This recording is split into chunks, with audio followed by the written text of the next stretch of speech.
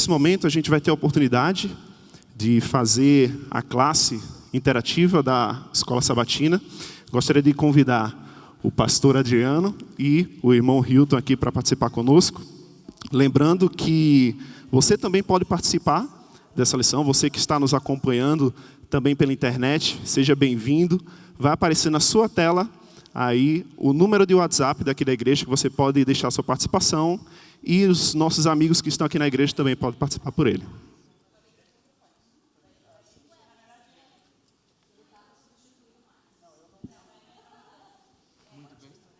Muito bem, bom dia. Feliz sábado da igreja, é uma alegria a gente estar aqui. Muito bom estar aqui também, irmão Hilton, a gente poder estudar essa lição, relembrar alguns pontos importantes da semana e a gente também aqui trazer algumas lições práticas para a nossa vida e sair daqui com algumas sementinhas que vão brotar aí e produzir frutos lá fora também. Bom, a lição desse trimestre é muito especial. Nós estamos estudando sobre as profecias do livro de Daniel. Quem não tem a sua lição ainda, precisa adquirir, porque os estudos que virão pela frente ainda serão mais impressionantes e nós vamos com certeza se enriquecer muito através desse estudo.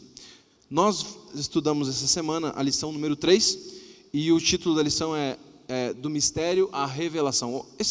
Nesse sábado nós vamos entrar um pouquinho mais, agora sim, nas profecias. As últimas duas foram assim lições de introdução, explicando ali a parte mais histórica, e hoje a gente vai então entrar na interpretação já da primeira grande profecia do livro de Daniel, que foi a profecia dada então no capítulo 2. Se você não tem a lição, você pode acompanhar através aí da Bíblia, da sua Bíblia, capítulo 2. Só abrir aí Daniel, capítulo 2, e nós vamos então ver os textos. O texto que foi assim o texto-chave da semana, está lá em Daniel 2, versículo 20, onde diz o seguinte: disse Daniel, seja bendito o nome de Deus, da eternidade à eternidade, porque dele é a sabedoria e o poder. Esse capítulo, sobretudo, tem o grande objetivo de honrar e glorificar o nome de Deus, mostrar que Deus é aquele que comanda, é aquele que dirige a história. E nós vamos então entrar aí no capítulo 2. O que o irmão Hilton gostaria de colocar aqui para a gente também iniciar, que ele chama a atenção desse estudo que nós vamos iniciar? Primeiramente, complementar a todos os nossos irmãos, um feliz sábado a todos vocês, e dizer assim, pastor, a lição de Daniel, ela traz uma narrativa no capítulo 2 de Daniel, uma narrativa que ela é muito importante para a igreja adventista, ela é muito importante para aqueles que buscam conhecer a profecia dos últimos dias, porque ela vai revelar para a gente uma história assim muito interessante, muito importante. Eu quero dizer para vocês que eu entrei na igreja, tinha 11 anos, mas com 17 anos foi que eu fui me alicerçar sobre a verdade, baseado no livro de Daniel, porque a lição que nós vamos recapitular agora, ela justamente vai falar sobre um Deus do futuro, um Deus do presente, um Deus que não abandona os seus filhos, um Deus que se revela no momento certo da humanidade, da história, e vai alicerçar a nossa fé, nós vamos ficar mais firmes, principalmente pela experiência que passou esse jovem Daniel. Então, a lição começa justamente com o sonho, pastor. Legal. Você pode abrir já a sua Bíblia em Daniel, capítulo 2, a gente vai ler já o versículo 1 e 2, que introduz então a lição dessa semana. No segundo ano do reinado de Nabucodonosor, esse teve um sonho. O seu espírito se perturbou e passou-se-lhe o sono. Então o rei mandou chamar os magos, os encantadores, os feiticeiros e os caldeus, para que declarassem ao rei quais lhe foram os sonhos. Eles vieram e se apresentaram diante do rei. Aqui começa então a história do grande sonho de Nabucodonosor. A Bíblia apresenta aqui que esse sonho foi dado no segundo ano do rei Nabucodonosor. Esse é o primeiro detalhe interessante. Nabucodonosor tinha começado recentemente o seu reinado, e os primeiros anos de um rei, ele é muito intenso, porque o rei precisa firmar o seu poder, o rei precisa mostrar para os seus inimigos quem é que manda, quem é que está no comando. Então é um período de muitas conquistas. Foi no primeiro ano, exatamente quando Nabucodonosor entrou, ascendeu ao trono, que eles dominaram Israel, levaram Daniel para a Babilônia, e tudo isso estava se passando nesse momento, um período de afirmação. E ele teve esse sonho. A Bíblia diz aqui sonho, mas a melhor tradução seria sonhos, tanto que depois no verso 2 apresenta no plural sonhos. Então o que dá a entender é que foi uma sucessão de sonhos, vários sonhos, não apenas um sonho isolado, mas vários sonhos que ele teve, com certeza o mesmo, mas repetidas várias vezes. E isso deixou o rei perturbado, literalmente perturbado. Isso também para eles, os babilônicos, era algo muito importante. Sonhos tinham a ver com revelação dos deuses, lógico, na religião deles, e era sempre um mau presságio. Sonho repetido ainda não é coisa boa. Então pensa só Nabucodonosor, num período onde ele está se estabelecendo, e ele tem uma sucessão de sonhos, os sonhos não lhe parecem bem, deixa ele perturbado, isso é um mau presságio, alguma coisa vai acontecer, ele fica hiper preocupado. Os babilônicos levavam muito a sério a questão do sonho, existiam ali inclusive especialistas em interpretar sonhos.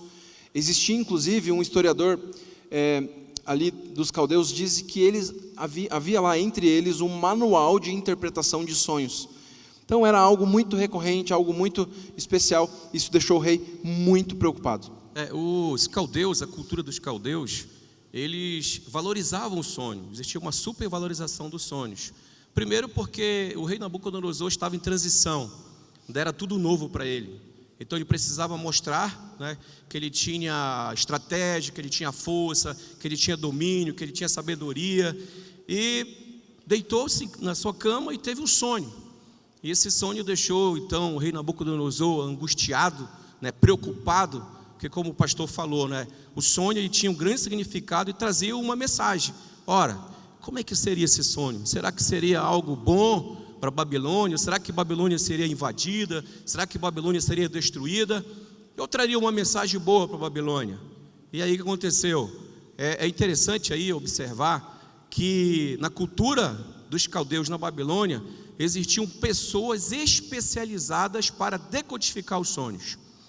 Eu estava pesquisando profundamente, pastor Adriano, e existia literaturas, existiam instituições que eles preparavam. Só tinha uma questão aí que você vai falar agora, é que decodificar sonhos é quando os sonhos eram revelados, mas Nabucodonosor acordou e não lembrava do sonho. É interessante isso, né? Porque todos nós sonhamos. Tem algumas pessoas que dizem assim: pastor, eu não sonho, eu nunca sonho.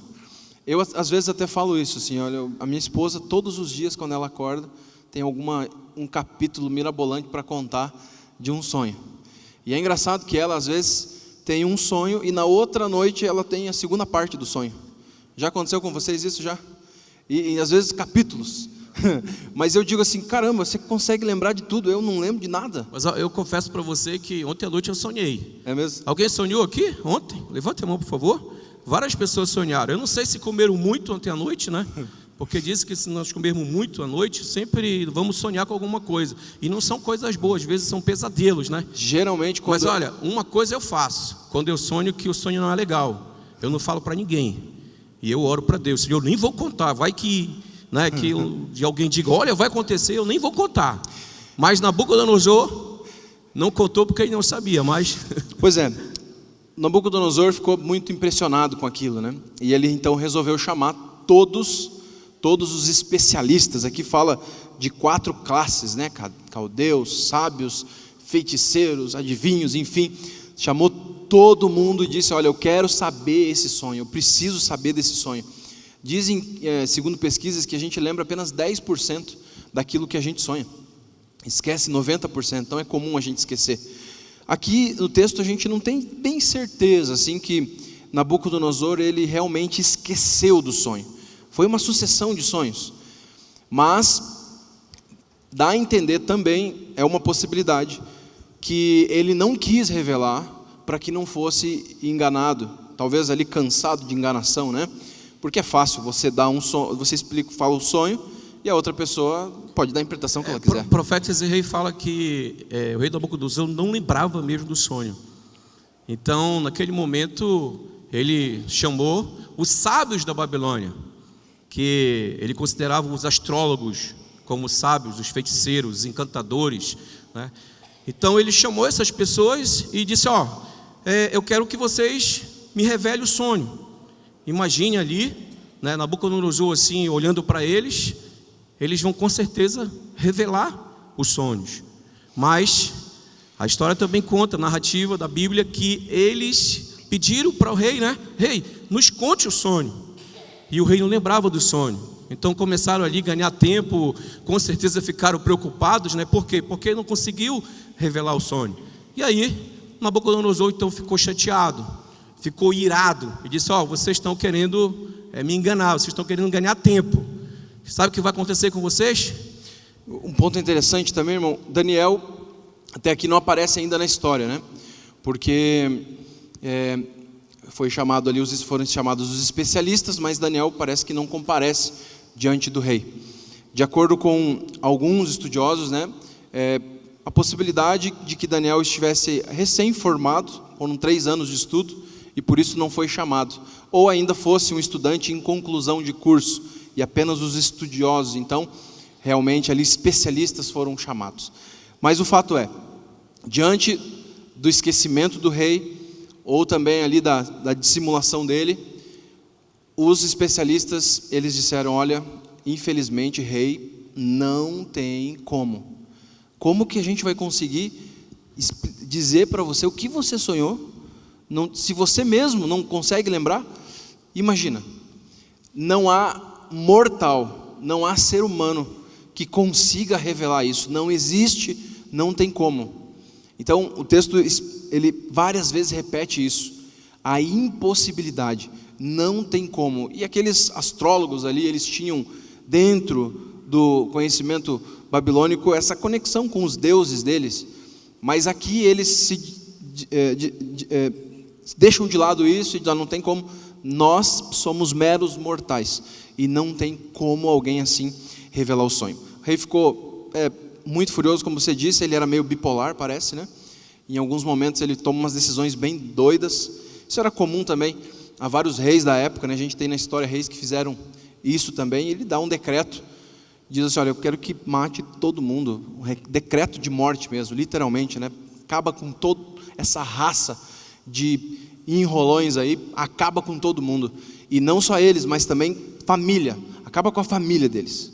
O que me chamou a atenção, essa parte de Daniel 2, versículo 10, né, que diz assim: os astrólogos, como você falou, né, responderam ao rei: não há homem na terra que possa fazer o que o rei está pedindo.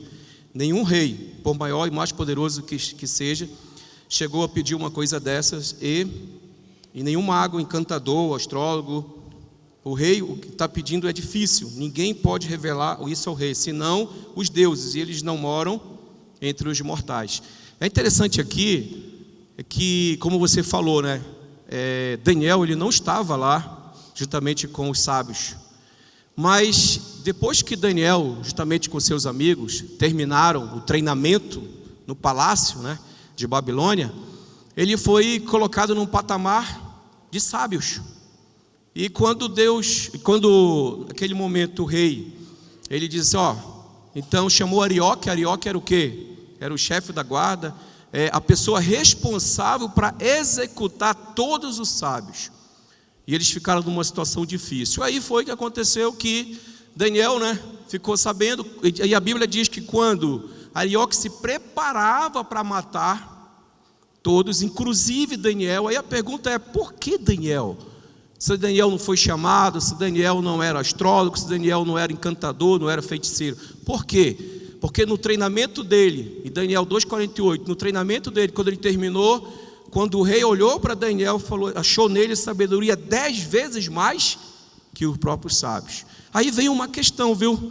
Daniel também estava incluso dentro do quê? Do decreto de morte.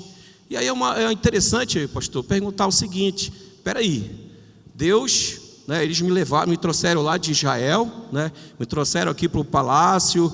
Eu tive que aprender as doutrinas, eu tive que mudar de nome, eu tive que me preparar espiritualmente, buscar, orar, eu tive que dizer não às iguarias do rei, me preparar, e na hora que ele é considerado sábio, logo em seguida, ele teria que morrer. E aí que vem justamente o momento em que ele pede a Arioque o quê? Uma audiência com o rei. Quer dizer, Daniel teve coragem, e ali está uma pessoa que faz a diferença, né? Um servo de Deus dentro de um contexto, dentro de um lugar totalmente desencaminhado de Deus, longe de Deus, totalmente pagão, e surge então o personagem Daniel. Como um cristão pode fazer a diferença, né? Como alguém que tem comunhão com Deus, como alguém que é um cristão verdadeiro, pode realmente mudar uma circunstância. Pensa comigo, quantas pessoas iam ser assassinadas nesse momento? Famílias, crianças, ali não só os especialistas, os estudantes recém-formados, estagiários, e acabar com a raça de muita gente. Mas tinha um homem de Deus ali, uma pessoa que fazia a diferença, né? Não, e a gente vê também que Daniel naquele momento ele não chegou lá para reclamar com Deus, né? A gente não vê em momento nenhum Daniel dizer, não, Deus, por que você está fazendo isso? Por que a gente está no cativeiro? Daniel, ele sabia por que era o cativeiro, né? Ele sabia que aquilo dali estava acontecendo por conta do que aconteceu com Israel. E ele sabia que aquilo que ele estava passando, mesmo naquela situação, Deus estava com ele. Porque ele estava sempre em ligação, em comunhão com Deus por meio da oração. E se você for analisar todos os contextos históricos, né, dos profetas, dos homens de Deus, todos tiveram tribulações, todos tiveram problemas. Mas muitas vezes na prática diária da vida da gente, a primeira dificuldade que a gente encontra, o primeiro problema que a gente encontra, a gente fica desesperado. E a Bíblia diz que Daniel não ficou desesperado. Ele era um homem assim estratégico, um homem inteligente, tanto que ela diz assim que de um jeito ele abordou Arioque e disse, olha, deixa eu ir, me leva até o rei. Arioque poderia ter dito, não, eu vim matar você. Você percebeu? Eu vim matar você. Mas eles conheciam aquele jovem, o testemunho de Daniel falava mais alto, tanto que quando ele foi até o rei, ele já tinha crédito, né? Ele já tinha crédito, e o rei, ele não ia dar esse tempo para os magos, para os feiticeiros, mas a Bíblia destaca que como Daniel pediu tempo. Daniel pediu tempo, ele deu para Daniel aquele tempo. Interessante, então ele pede um tempo para orar, e é isso que todo cristão deve fazer diante de uma situação assim, né? De uma situação complicada, difícil. E a oração dele é muito interessante, ele faz uma oração assim de clamor mesmo, por misericórdia, diante daquela situação. Afinal de contas, muitas vidas estavam em risco, e também o nome de Deus estava ali com uma oportunidade de ser honrado. Deus tinha revelações para fazer, e Daniel então pede misericórdia, ele clama a Deus, ele se entrega a Deus. Logo depois disso, no texto, Daniel já recebe a revelação de Deus, e ele faz uma outra oração, duas orações, apresentam ali duas orações. A segunda é uma oração de gratidão e louvor a Deus. Acho que aqui tem uma coisa muito legal para a gente pensar. Muitas vezes a gente clama a Deus, é fácil orar a Deus na hora da desgraça, na hora do problema, na hora do desafio, da dificuldade. Mas quantas vezes depois de receber a bênção, por exemplo, você vai fazer uma viagem, a gente viajou muito agora nessa época, muita gente viajou de carro, estradas perigosas, para sair, a gente sempre ora, pedindo a proteção de Deus. E quando chega lá, sã e salvo, a gente ora também? Agradecendo, louvando a Deus. E veja a oração de Daniel, né? O Senhor, né, seja louvado, e engrandecendo a Deus. Isso mostra quem Daniel realmente era, né? Eu vejo aqui algo assim sobrenatural. O intelecto humano precisava se curvar diante de Deus. O intelecto humano precisava se curvar diante do Deus dos deuses, a qual Babilônia, eles só tinham assim aquele olhar para um Deus de pedra. Porque se você for analisar o contexto histórico, na semana passada nossos amigos abordaram aqui, os babilônicos eles zombavam do Deus de Daniel.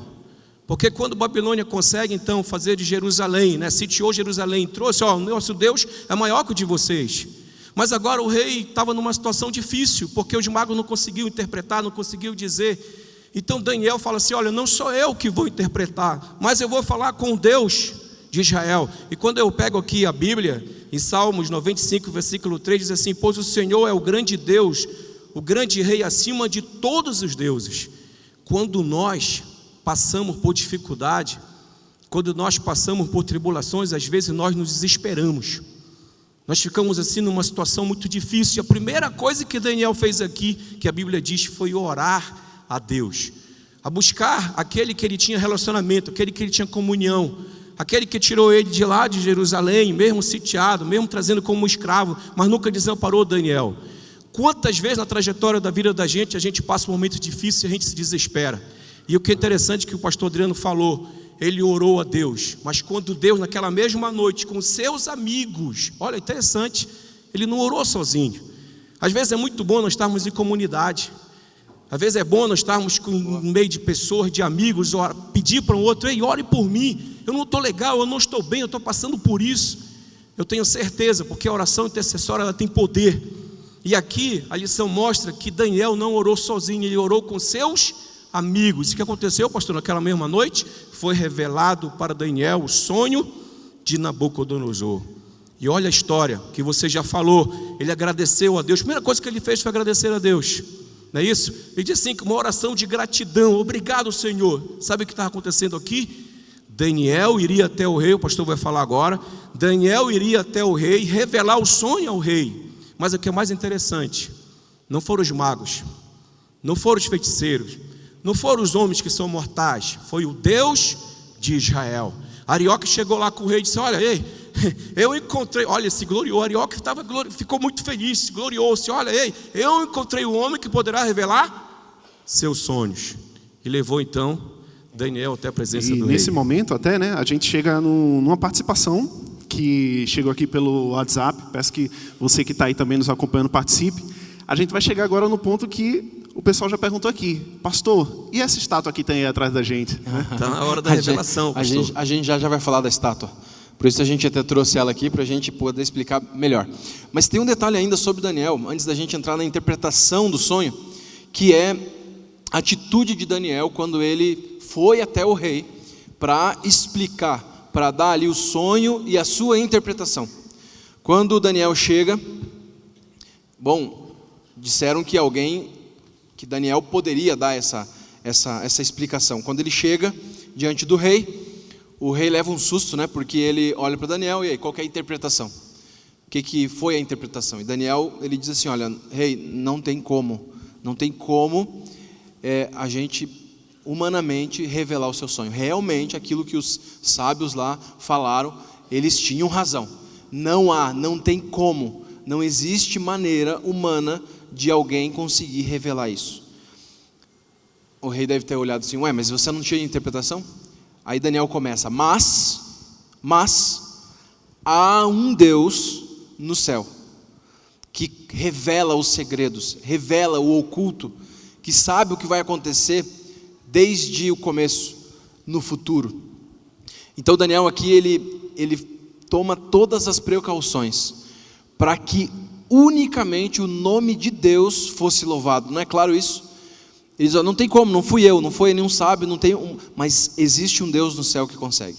Essa humildade de Daniel, de não querer se promover pelo dom que ele tinha, pela oportunidade que ele tinha, e ele simplesmente se anular nesse momento e dizer: quem fez foi Deus. Isso é uma lição tremenda, porque a gente busca muito posições, nós buscamos muito os primeiros lugares, às vezes inconscientemente, porque a gente vive numa sociedade que a gente quer ter fama, que a gente quer ser benquisto, que a gente quer ser amado, e é muito provável que isso aconteça até no ambiente da igreja, muitas vezes, até às vezes envolvendo o nome de Deus, né? Mas Daniel toma precauções aqui e ele mostra muita humildade. Ele tinha em mente também que a missão que Israel tinha que cumprir como nação escolhida de Deus, e não conseguiu cumprir, porque se perverteram, deixaram os caminhos de Deus, ele e seus amigos e também outros judeus ali fiéis cumpririam de exaltar o nome de Deus. Então ele fez isso, ele exaltou o nome de Deus. E você faz isso no teu dia a dia também? Você busca exaltar a Deus Isso é uma questão bem importante a gente fazer. Eu achei aqui também assim, interessante que a lição destaca sobre a imanência de Deus. O que é que ela revela para a gente? Deus, Ele não está distante de suas criaturas. Deus não está distante de nós. Ele que conhece, Ele conhece o nosso coração, Ele conhece a nossa dificuldade, Ele conhece as nossas fraquezas, Ele conhece os nossos limites. E quando ela traz assim a imanência de Deus, é porque Deus criou o ser humano. Ele é o arquiteto, Ele é o criador, Ele é o pai, Ele é o mantenedor. E às vezes nós seres humanos, eu como seres humanos que somos, às vezes deixamos Deus em segundo plano. Tentamos ser imediatista, tentar resolver logo uma situação que ela exige às vezes tempo. Olha, Daniel poderia, ter dito naquela hora: Senhor, me revela agora para que eu possa dizer ao rei. Não, ele pediu ao rei o que? Tempo. E voltou para a casa dele e foi orar, buscar a Deus em oração. Ele tinha uma relação com Deus. E o que é que traz para mim de experiência assim, muito importante na minha vida? É que Deus, Ele está conosco. A Bíblia diz que nenhuma oração voltará para Deus vazia. A Bíblia diz em Isaías 55, versículo 9, que Deus conhece os nossos caminhos. Pois ainda assim, os meus caminhos não são os seus caminhos, meus pensamentos não são os seus pensamentos. Assim como o céu é mais alto que a terra, assim a terra é mais alta que o céu. Então ele vem explicando tudo e dizer o seguinte: eu estou no controle de tudo. Semana passada, umas 3 semanas atrás, começou aí, esse conflito aí, novamente, entre Estados Unidos, e aquela área ali de conflito. E as pessoas já começam a fazer um alarme, colocar no Facebook, começar a mandar mensagem para as pessoas: está preparado, Terceira Guerra Mundial vai acontecer. Eles esquecem que Deus é o Deus do futuro, é o Deus do presente, é que Deus está no controle de tudo. É só você olhar, pastor, quando Deus, então, em profecia revela que os anjos seguraram os 4 cantos da terra para que a terra não se destruísse. Por quê? Porque Deus está no controle de tudo. Não é os Estados Unidos que vai destruir esse mundo, não são as potências mundiais que vão destruir esse mundo, porque Deus criou esse mundo. Então está no controle de tudo. E agora vem a parte da revelação da estátua, que mostra para quê? Para rei Nabucodonosor, que é Deus que está no controle. Muito bem, então agora a gente entra a partir do verso 31 aí na sua Bíblia, Daniel 2, 31. Daniel começa a passar para o rei Nabucodonosor o sonho e a sua interpretação, ele interpreta também. Vou deixar uma pergunta para vocês. Não vou responder essa pergunta aqui, mas aí vocês vão mandar aqui no WhatsApp para o Rafael o que vocês acham. É bem interessante aqui que quem teve a revelação, quem recebeu o sonho primeiramente, quem foi ali o alvo, de Deus para revelar algo tão importante como a sucessão dos impérios da humanidade, a volta de Jesus, enfim, tantas coisas, foi um rei pagão, Nabucodonosor. Um homem assim que não tinha nada a ver com Deus, pelas suas crenças, por tudo mais, mas Deus escolheu ele. A pergunta que eu faço para você, claro, depois usou Daniel para explicar a revelação, mas Nabucodonosor foi o primeiro. Pergunto para você aí, por que Deus deu a revelação em primeiro lugar? Porque Deus deu o sonho para Nabucodonosor e não diretamente para Daniel. Quais são os motivos? Quais são as razões? Queria questionar você aí. Manda a tua resposta aqui para o WhatsApp. Está o número ali na tela. É só você mandar que a gente quer compartilhar depois a tua opinião aí, tá bom? Bom, vamos lá para a interpretação. Daniel, ele foi explicando que o rei tinha sonhado com uma estátua, mais ou menos como essa que a gente tem aqui. Lógico, tinha proporções diferentes, não era feita de fibra de vidro, era feita realmente de metais, vários tipos de metais. Mas aqui a gente tem uma representação bem simples do que o rei viu no sonho dele. E Daniel foi explicando, você sonhou com uma estátua, e essa estátua tinha uma cabeça de ouro, essa estátua tinha ali o peito, também os braços de prata, tinha aqui os quadris de bronze, as pernas de ferro, e os pés dessa estátua era uma mistura de ferro com o barro, se é que a gente pode dizer mistura, porque as duas coisas não se misturam, mas de fato ela era feita de ferro com barro. E aí Daniel então começa a explicar, e ele dá um ponto de partida para a gente poder entender a interpretação do sonho. Ele diz em primeiro lugar que o rei Nabucodonosor, você é a cabeça. Você é a cabeça. Tu, ó rei Nabucodonosor, é a cabeça. E aqui Daniel começa a explicar que esse sonho tem a ver com a sucessão dos impérios que dominaria o planeta até a volta de Jesus, desde os dias do profeta até a volta de Jesus. Isso é interessante que sempre a profecia apocalíptica, ela tem a ver com os dias do profeta e se estende pela história até os últimos dias. Livro de Daniel e livro de Apocalipse, profecias apocalípticas, elas têm a ver com o desenrolar da história. Já falamos sobre os modelos de interpretação da profecia, né? E o historicismo, que sempre foi o modelo utilizado pelos grandes estudiosos desde a época lá da Idade Média. Por exemplo, eu tenho aqui na biblioteca um livro que é uma reimpressão, né, de as profecias de Daniel e Apocalipse, observações por Sir Isaac Newton, um cientista. Dizem que esse cientista aqui, ele escreveu mais sobre teologia do que sobre ciência, e ele é muito conhecido como um cientista, né? Mas eu tenho aqui nas minhas mãos um livro que ele escreveu com as profecias, a interpretação das profecias. E a interpretação que ele faz é exatamente a que nós hoje, como adventistas, historicistas, entendendo que as profecias se desenrolam através da história, fazemos essa sucessão dos impérios. Só que tem mais um elemento que não aparece aqui, que no sonho aparece. Daniel diz que no finalzinho dessa sucessão, uma pedra seria cortada sem auxílio de mãos. E essa pedra então ela vem e ela não alcança a cabeça, nem os peitos aqui, mas os pés. Ela esmiuça os pés, mas ao atingir os pés dessa estátua, toda a estátua é esmigalhada. Tudo é destruído. E essa pedra então se transforma numa grande planície. E então ela se ali coloca como um reino que nunca mais passaria, um reino que se estabeleceria de uma forma maravilhosa, também sobrenatural, um reino diferente de todos os outros e que nunca passaria. E Daniel então começa a explicar isso para o rei. É interessante aqui vocês observarem também, é que a cabeça da estátua é de ouro. E quando Daniel, então, ele fala para o rei, tu, ó rei, é a cabeça. Babilônia era a cabeça de ouro. E sim, quando a gente vai também examinar as escrituras sagradas, quando a gente vai buscar através de profecia, a gente vai perceber assim que Babilônia era conhecida como a cidade dourada. Jeremias, capítulo 51, versículo 7, diz que a Babilônia era um cálice de ouro nas mãos do Senhor.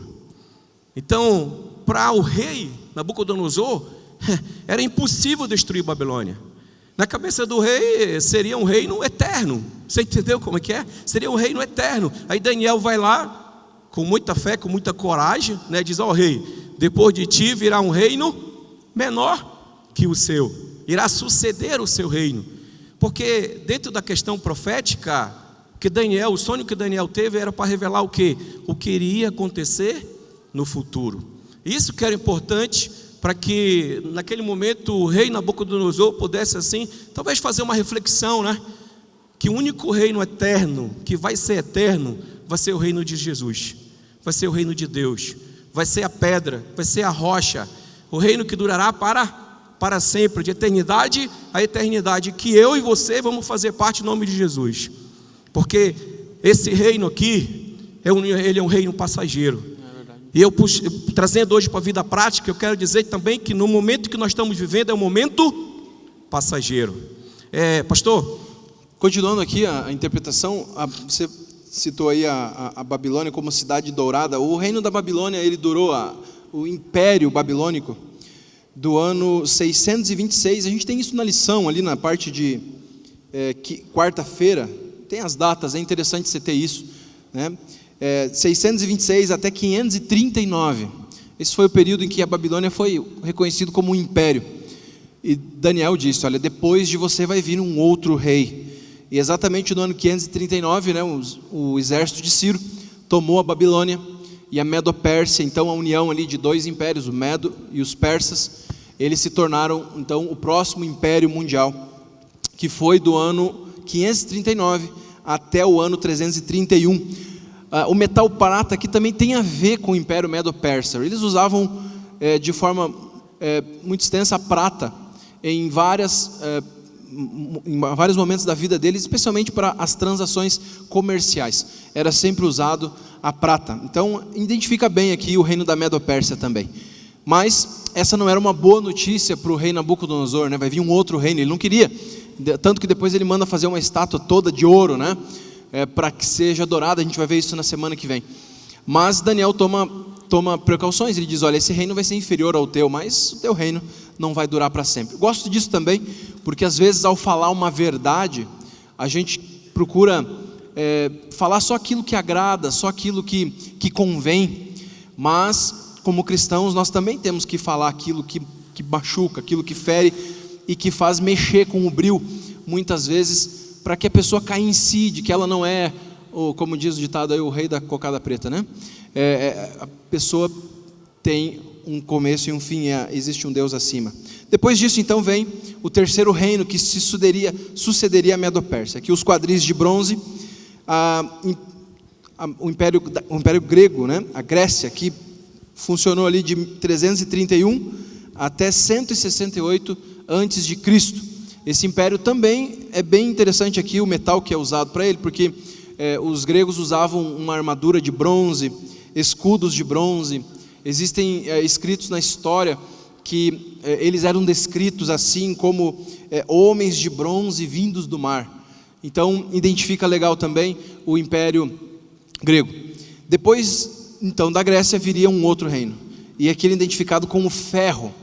Esse outro reino, na história, nós vemos aqui o Império Romano, que tomou o Império Grego em 168 antes de Cristo, e que se estendeu então como Império Mundial até 476 depois de Cristo. Ou seja, esse foi o império mais longo da história. E o ferro é interessante porque ele é o metal mais duro, mais duradouro e também mais forte, que mostra a força do Império Romano, que esmiuçava literalmente seus inimigos com força, de forma muito violenta, e tomava ali com todas as forças o que queria. Finalmente, depois a gente tem o finalzinho aqui, onde nós temos uma mistura do Império Romano com um elemento diferente aqui, o barro, né? Então isso aqui representa o que a gente chama de Europa dividida, um reino que nunca conseguiria se unir, que nunca conseguiria ser um império único, né, novamente.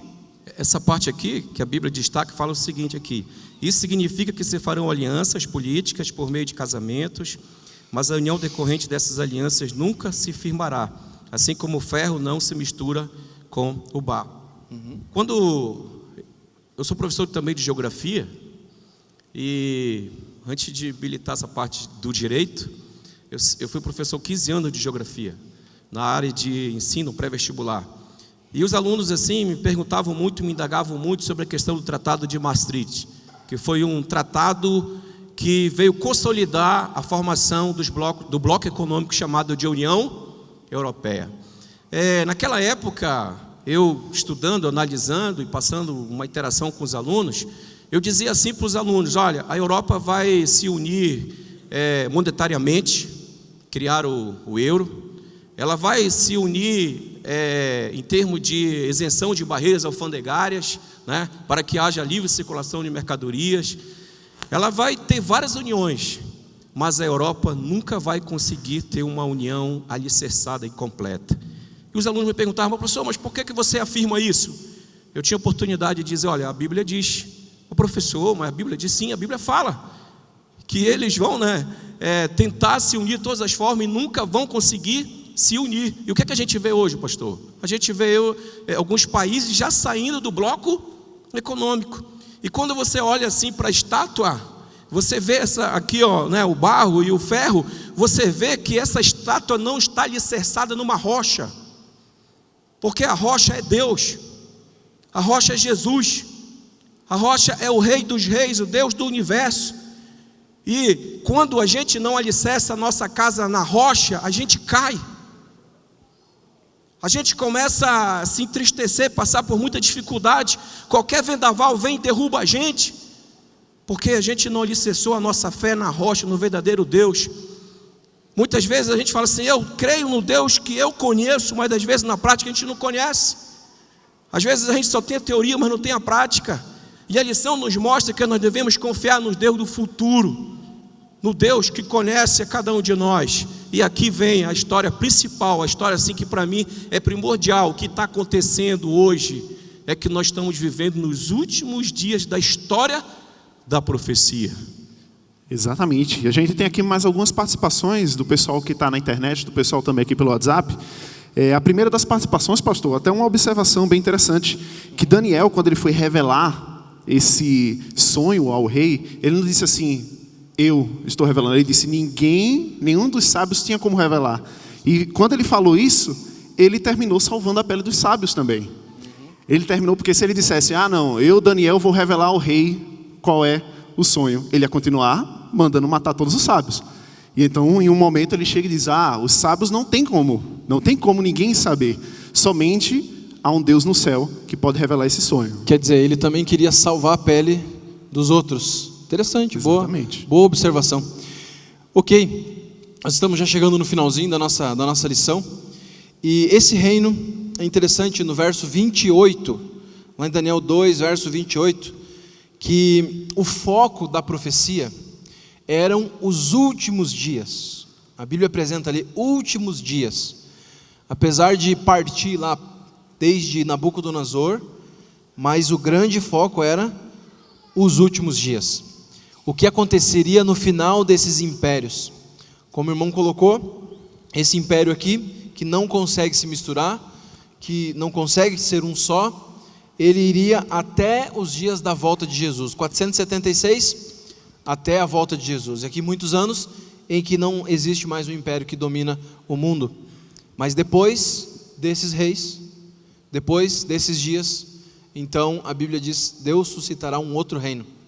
E agora a Bíblia faz questão de dizer: esse reino não tem participação nenhuma com o que é terreno, com o que é humano. Todos esses metais aqui, inclusive o barro, eles são modelados, trabalhados pelas mãos humanas. Mas a pedra, a Bíblia diz, ela foi tirada sem auxílio de mãos humanas. E a pedra é algo bruto, algo que não tem nada a ver com participação humana, algo natural. E a Bíblia faz então essa associação da pedra. No Antigo Testamento a gente tem várias menções da pedra como sendo Deus.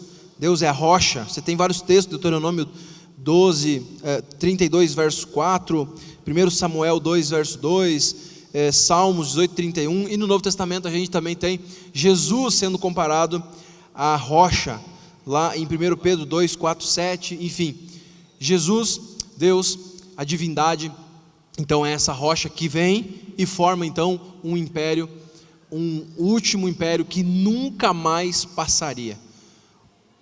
Interessante isso. A força, o rei Nabucodonosor acreditava em instrumentos humanos. O rei Nabucodonosor acreditava em objetos, acreditava em ídolos. Nós temos que acreditar no Deus que existe, no Deus vivo, no Deus verdadeiro. E Daniel acreditava nesse Deus verdadeiro.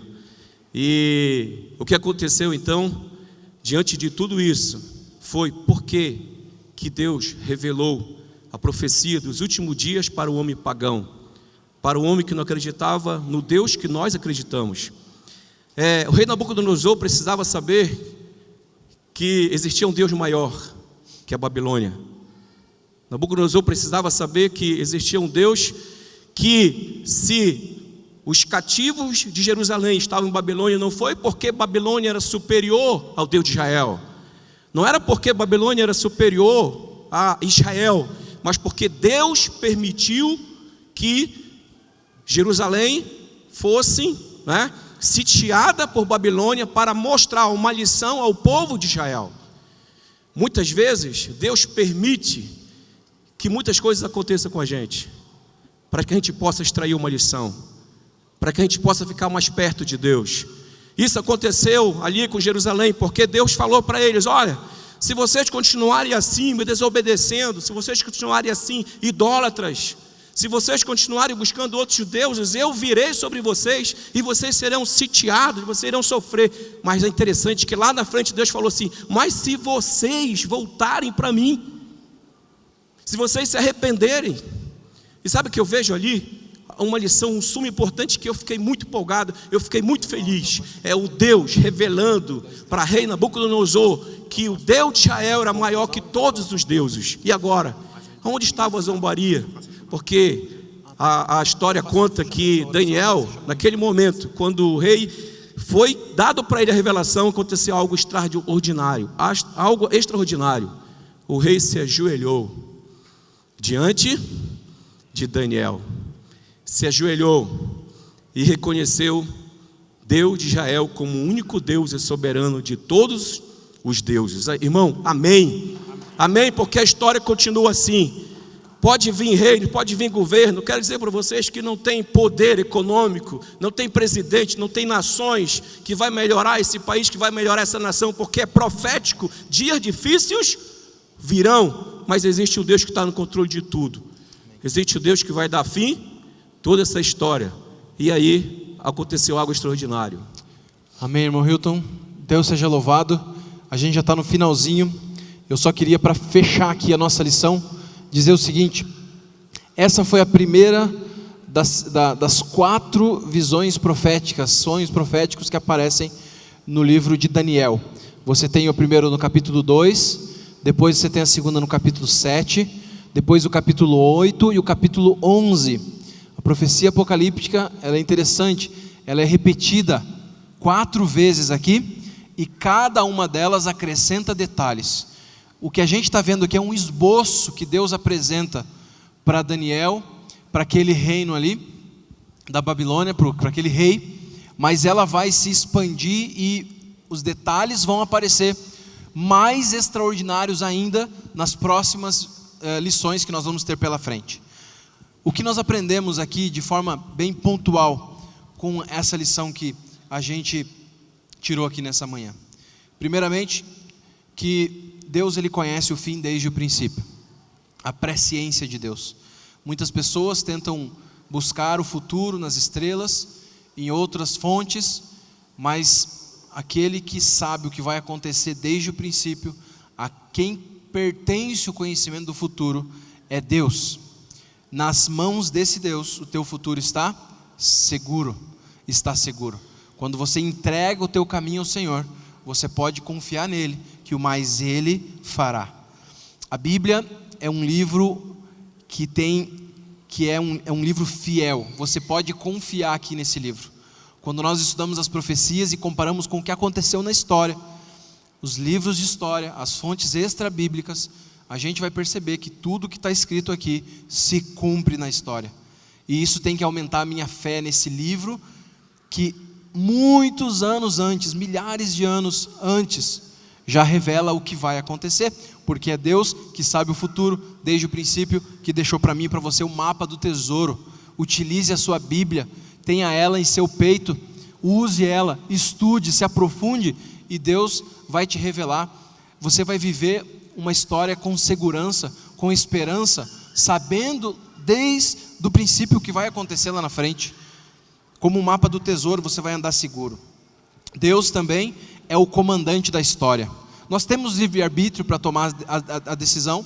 Satanás pode, em muitos momentos, trabalhar para desviar algumas coisas, para causar barulho, para causar destruição. Ele trabalha muito utilizando as suas forças para tentar atrapalhar os planos de Deus.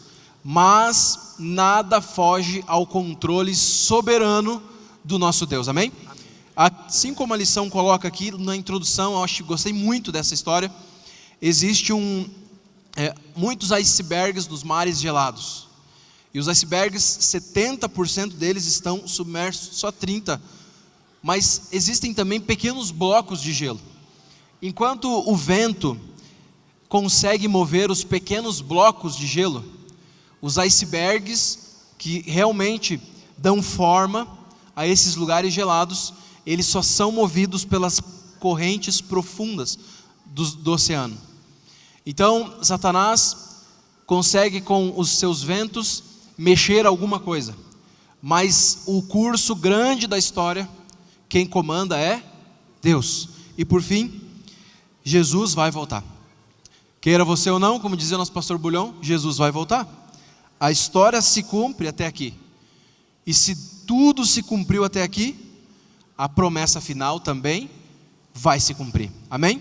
Essa parte da presciência de Deus, que Deus conhece o futuro, mas Deus não intervém no nosso livre-arbítrio. Deus não intervém nas nossas escolhas.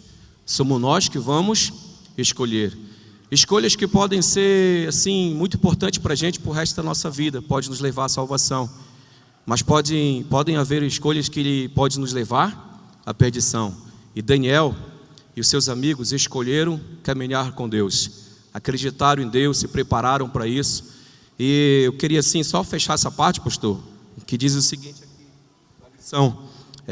Não há dúvida, disse o rei, de que seu Deus é o Deus dos deuses, o Senhor dos reis e aquele que revela os mistérios, pois você conseguiu revelar esse mistério.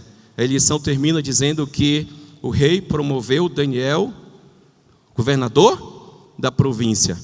E na parte final, Daniel chegou com o rei e falou assim: ei, me ajude, coloque os meus amigos também para me ajudar.